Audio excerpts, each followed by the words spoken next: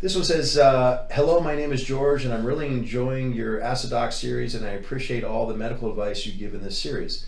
I had a few questions regarding SARMs, selective androgen receptor modulators. Are they really a safer alternative to anabolic steroids that will not produce any bad health side effects, or can they still offer just as many negative side effects as anabolic steroids? There supposedly isn't as much research on these compounds, and there is much debate whether they actually contribute to muscle growth. If they do work, is there a recommended dosage from a certain compound, including PCT, that would be safer for someone wanting to cycle on these compounds? Thank you very much for your help, George.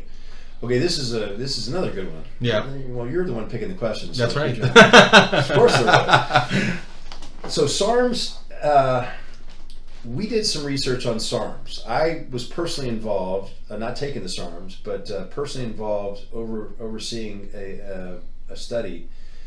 And what we found was pretty much the following in short. SARMs will work typically in a dose and dose higher than what is prescribed or recommended, because these are over the counter, right? Right. And you will typically have the same or worse side effects and as an anabolic steroid, an oral anabolic steroid. That's important. These are orals, but right. Just to compare apples and apples, whereas this might cut your HDLs in half. Anavar might cut it by a third. Wow. I mean, this is comparable to Winstrol is the one. Stanozolol is the one that will pretty much ruin your HDL within 3 days. I mean, at least cut it in half, wow. Maybe worse in 3 days of use, right?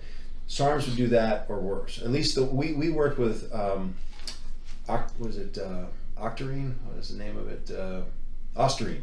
Sorry, that was a SARM that we worked specifically with.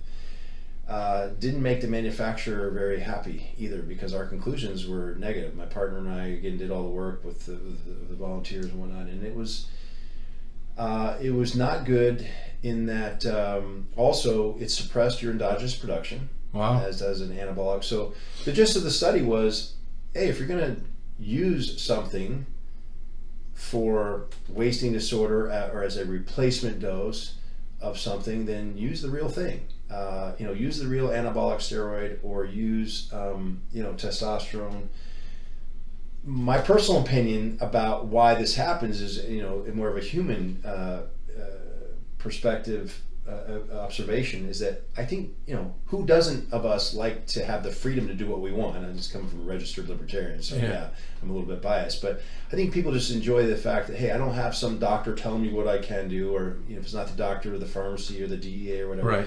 And so they cotton to a SARM because it's over the counter. That's right. Or worse than SARMs, I would say, are some of these precursors that can, by definition, they're being precursors, can turn into something that you want or something else that you don't want, that people don't think about, right? Because they look at the illustrations that show, oh, look, it can turn to this, but never mind these other 15 things that will kill you or make you horrible. But I think that's the driving force. I don't think it's the price. I don't think SARMs are necessarily cheap, are they? I don't know. No, it's like $80, $90 for some products. Okay, so I think it's a matter of freedom, and I get that, but use your freedom to do the research and find out. And I realize that's the point of this question. Yeah. What's actually better for you? Specifically, yes, it did contribute to some muscle growth, and it acted in many ways just like an anabolic steroid, but more expensively apparently.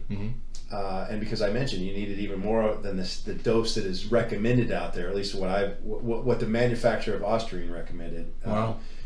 And the same or worse side effects. So I would stick with. There's no upside. I would avoid SARMs. Yeah, very cool. Thanks, Todd.